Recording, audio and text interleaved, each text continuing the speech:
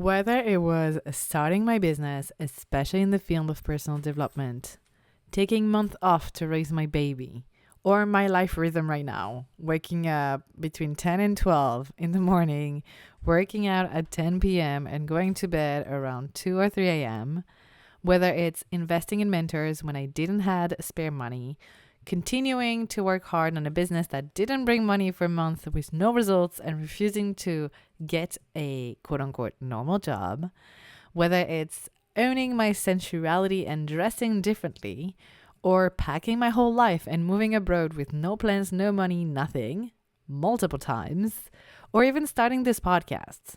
My most judged decisions turned out to be my best ones.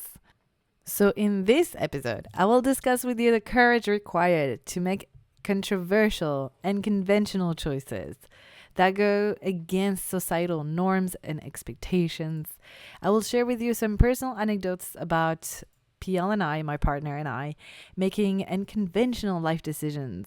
I explore the complexity of living authentically, and I also challenge the notion of freedom, arguing that true freedom doesn't exist.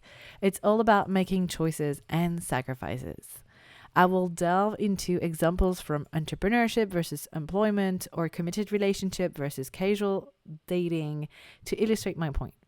I encourage you, listeners, to reflect on your deepest desires and embrace your intuition and live a life that is true to yourself, even in facing judgment and criticism. I hope you enjoy this new episode. Welcome back. Happy Friday. Welcome to a new episode of Full Circle with Lika. Today I am in my living room next to PL and Rosie. So hopefully everyone stays kind of quiet. But I'm here in front of my computer, on my desk, recording in my mic.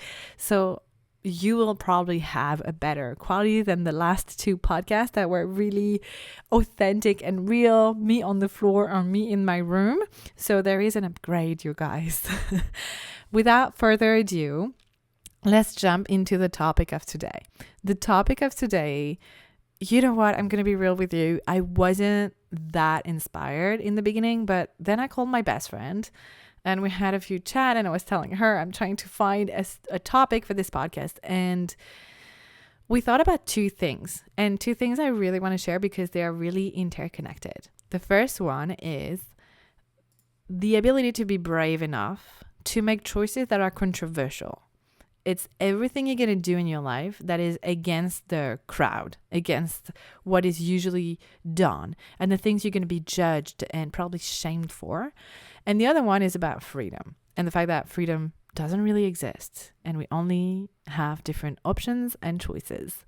So let's jump into the first half of this podcast, the ability to be brave enough to make choices that are controversial.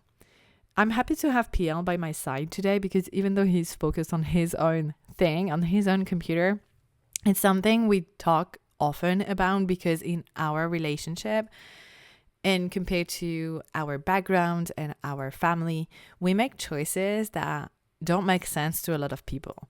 And people are very enthusiastic when they share their opinions and they tell us like how we should raise our kid and what we should do. And oh my God, you're not back to work after having a baby? Are you crazy? And all those kind of things. But we live a life that feels aligned to us. We stand behind our choices. But I know it doesn't come naturally for us. It was a lot of personal work for us to be in that position where we feel okay and proud of what we do, who we are, and how we live our lives. And because it was not that easy to stand behind our choices and just own who we are and our differences from the rest of the environment around us, I think it can be helpful because you have to kind of fight internally to stay yourself and to trust your intuition and to trust what you want, even if it's against what most people do. For instance, I was pregnant about 8 months when PL quit his job for his mental health, and he stayed at home with me through the last months of pregnancy and all the way till now, where Our baby is almost 4 months old. But I'm so proud of us. And I hope he can hear me that I'm so proud of us for standing strong in family dinner, owning our choices, owning, that we are both kind of not working. Obviously, I'm back working, but I work like 1, 2, maybe 3 hours a day on my computer. Mostly right now, it's back office things. I'm not publicly sharing or selling anything because I'm working on the programs I'm going to launch this year and trying to improve my marketing, my communication, all these things. So it's almost invisible work. And PL is not working his traditional job either. So it's a choice. And that's where the topic about freedoms comes into, as an intertwined, interconnected. I've always said this. The biggest bullshit you can hear is that entrepreneurship gives you freedom. This is not true. This is the biggest lie that people are trying to tell you and to sell you for you to become an entrepreneur. That's what you see mostly from people in the US or just, the other culture, because in the French culture, it's not necessarily pushed or valorized to be an entrepreneur. But I know in other countries like the US, there is this entrepreneurial culture, even in Canada, in Australia as well. If I'm not mistaken, I could be completely wrong, but I feel like the entrepreneurial culture is much stronger over there. But in France, it isn't. But there is, this thing of like, become an entrepreneur. You're going to have the freedom to work whenever you want and to travel to the tropics and have your vacation, your staycation, and work on your laptop, and everything is going to be amazing. And you're going to have so much freedom. And you choose the freedom compared to being an employee and working for a company and someone else. It's not true. This is the biggest bullshit. Freedom doesn't exist in itself. It's only choices. The freedom that I gain by being an entrepreneur, let's say the time freedom. I wake up whenever I want. I work whenever I want. I organize my days the way I want to. If I want to, and I'm in the digital space because all of my work is online. So I also have location freedom. I only need a Wi-Fi to be able to work, a good Wi-Fi. So basically I could be working from anywhere in the world and still be able to work. So I have that freedom, but I have enormous pressure in terms of making money. I don't know when the money is going to come or if the money is going to come at all. When things are not working the way you want, it can be extremely hard. And I lose the freedom, the financial freedom. And I also lose the tranquility of mind. I don't know if you can really say that in English, but the peaceful mindset, I would say, because you have to always be taking decisions. Even if it's micro decisions, they're super small. You don't even realize it's a decision, but you make decisions again and again and again and again when you're an entrepreneur. When you're an employee, you follow rules mostly, and you don't have as much pressure in making decisions. You have, other lack of freedom, like your time and everything that I shared for the freedom for entrepreneurship. But you have a lot more freedom to know that your salary is going to come at the end of the month. That you don't have, when you go home and you close your laptop, you don't have anything to think about at the end of the day. It's different things. Obviously, I don't have as much example of the freedom you have as an employee because I don't have a lot of experience being an employee. But I'm sure if you're an employee listening to that, you know the pros, the things that you gain freedom on. So freedom is just an illusion, and entrepreneurship versus being an employee is just one example. But let's talk about relationship, another entirely different era and field. When you think about, I don't know, polyamory, like the freedom, or like being open relationships, or being single and dating around and sleeping around, you feel like you have freedom. It's not true. I've always said that to PL, how I feel a lot more freedom now being in a committed partnership with him, having our family together. I feel so much more freedom because I have the commitment and the safety, and I'm free to be myself. I'm free to love as much as I wanted to love and to give all of my love to this person. And I'm free to flirt with him every day if I want to. I'm free to, I feel more freedom right now because of the degree and the level of commitment that we've built together. And I don't think you have so much freedom when you're dating. If you want a cuddle and you're single and you're just dating around and no one is available, well, you don't have anyone to cuddle. And if you want to have someone to share your pain or your sorrow, your grief, you don't necessarily have someone either. If you want someone to celebrate your successes with you, you don't have anyone. Is it freedom? Is it really freedom? And do you have a lot of freedom exploring even your sexuality with someone if you cannot go super deep and being really intimate with someone because you're not committed? You're not in that committed partnership. So again, freedom in any, whether it's the workspace or the dating space, is bullshit. I think the only real freedom that exists is saying, for example, that in France we have a lot more freedom of speech, freedom of being, for example, as a woman, than in other let's say Arabic countries. And I'm not even sure it's really true. I don't know much and I don't want to go deeper into this topic before I say crazy shit that I regret because I don't master the topic. But I know we have a lot more freedom in this country than in other countries. So this, we can talk about freedom, and I'm sure we lose it somewhere else. So that's it. That's what I really wanted to share with you today, is an invitation to empower you to make decisions, not thinking that you're going to be better somewhere else, but just to know your choices. Know that every time you make a choice, you sacrifice something else. Even if it feels like, wow, this looks so much better and greener outside. Let's say I'm an employee, I want to become an entrepreneur, and I'm like, wow, entrepreneurship is so much freedom. It looks so freaking amazing. Know that you're going to have to sacrifice a lot. And even though you can choose when you work, your business is probably not going to work if you don't put in the work. So yes, you can work whenever, but you also have to put in the hours. So you're going to have to work probably a lot, especially in the early stages of business. And even if you're being an entrepreneur like me, 4 years later, 5 years, 6 years, I don't remember when I started.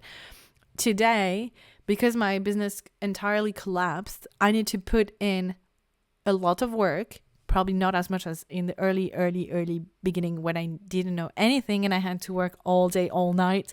But you lose the freedom, and it's a lot of sacrifice. If you are ready for a committed relationship, you're gonna have to sacrifice all of your shitty patterns and be the best you can be if you want to sustain the committed partnership. So again, choices, sacrifices. What are you willing to sacrifice? There is a quote that I love and that I live by, even in the smallest choice of the daily life.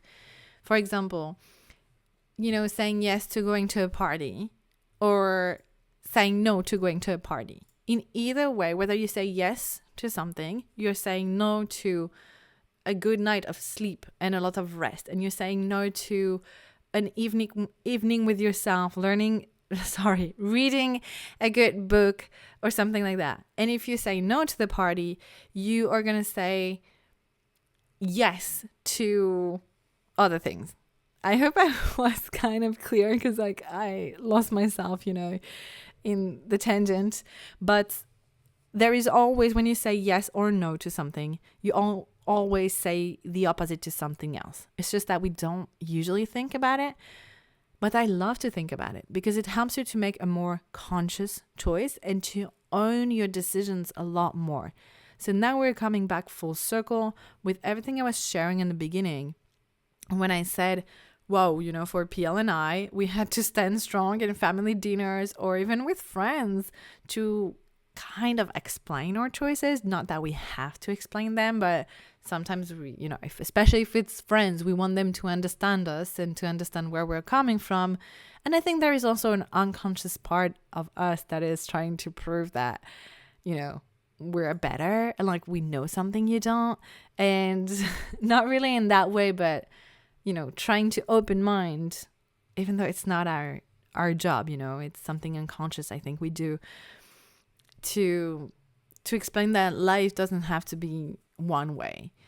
And I love every single person that shows a controversial or just a unconventional life from everything we've been taught. I think it's at the heart of everything that I do, is trying to be more empowered and empowering other people, being like, hey, I've done it, kind of liberating myself from the cage of the structure and everything I was taught and how things should be. And I'm like, no, it doesn't make sense to me. I'm going to try to live a life that makes sense to me, even though it doesn't make sense to most people. Sometimes I make crazy choices. People look at me weird and think I'm insane, I'm crazy, I'm immature, I'm naive, I'm a dreamer, I'm whatever, so many things. But I have to stay strong in my choices. That makes me feel powerful. I don't feel like I'm losing my power to society or school or the things that I've heard when I was a kid and live a life that makes me feel terrible. I still feel terrible sometimes. It's life. But I'm proud of the choices that I've made. I'm proud of the path that I have paved for myself, even if it's very different from everything I've seen outside. And something that have helped me tremendously in this path is seeing other people doing it. When I see other brave souls here doing something that is not the way it should be, or that are just being brave, making things they've never done before, and trying to create a different life, a better life for themselves, or become better people and have a better mindset, whatever. Like, I'm like, yeah, you inspire me. Thank you. And I want more people like this. Another thing that is probably unrelated, but it's coming through, so I get to share it. I've seen recently, oh my God. You know, I have a baby, 4 months old. So I'm part of those Facebook groups about babies and Montessori and stuff like this. And recently on one of the group in Montessori, someone asked the question, is it okay to play music to my baby? And I get it. You want to know if it's okay regarding the Montessori rules. But I feel like nowadays we need to belong to something so bad that we would do anything, even lose our own ability to think, just to belong to a group. Like, do you, dude? Like, if you want to play music to your child, play music to your child. If you don't want, don't do it. But I was feeling so sad seeing this, and my baby is sad too right now. Okay, let's be back. I was feeling sad seeing this person sharing in the Facebook group because I see it everywhere. People are asking like how to enjoy a sunset. You know, like we are losing common sense and our ability to think and to feel empowered. That's why it's connected to everything I was sharing before, actually. It's that notion of empowerment. Because when I see that, I get furious inside and very sad because I want people to feel empowered. And something that makes us feel really empowered is to follow our hearts and guts and intuition and make the choices that make sense to us. And that's the reason of this podcast today. I wanted you to... my invitation was like, be brave enough, because it does take courage to be controversial, to live an unconventional life, to choose to do things in a way that your parents haven't done, your family haven't done, school didn't teach you to do this way, and it's not how things are supposed to be. It takes enormous amount of courage. But if you're here listening to this podcast, vibing with me, I'm sure you have this courage within you. Otherwise, you wouldn't be there, because we probably share the same values if you're interested in the podcast. So can you think right now at a specific area of your life where you would love more bravery, more courage to own who you are? Whether it's the way you're relating, maybe you want a whole different kind of relationship. And you don't have to follow the model and what you see outside. You can choose and define what it's like for you. What do you truly, truly want? Maybe it's the way you do work. Maybe you don't want to continue doing what you're doing because you're not feeling great in your work. I know Peel went through that, and he had to be extremely brave to quit his job because it was so heavy on his mental health. Most of his family didn't understand that he was leaving his job without the opportunity of another job, just because he needed that mental health sanity. He needed to be sane. But he was brave enough to do it. He was brave enough also to not search for another job right away because he wanted to be with his family and also take a break. And that's a lot to, own when people are like, oh my God, you're not working with a baby? Like, oh my God. Maybe it's just in your personal development. Maybe you don't want to follow the stupid rules of having to meditate for a certain amount of time and do your yoga at 5 a.m. in the morning. Maybe that's not your jam. Maybe you want to live your spirituality and your personal development in a whole other way. So my invitation again is explore your deepest desires. What do you really, really want? If anything was possible, no one will judge you. We live in a judgmental free world, and there is no consensus. There is no outside external influences in your life. What would you do? And what would you do if you felt so brave and you could finally listen to yourself, listen to your intuition? Maybe your intuition is very strong and screaming at you. Maybe your intuition is a small little whisper that is like, maybe we could do things a different way. I'm going to leave you with that. A lot of questions, a lot of introspection work for you. If you like this episode, please give it some love. You can leave a review, a little note, etc. to help the podcast grow. And in the meantime, I hope you have an amazing week, and I talk to you next Friday.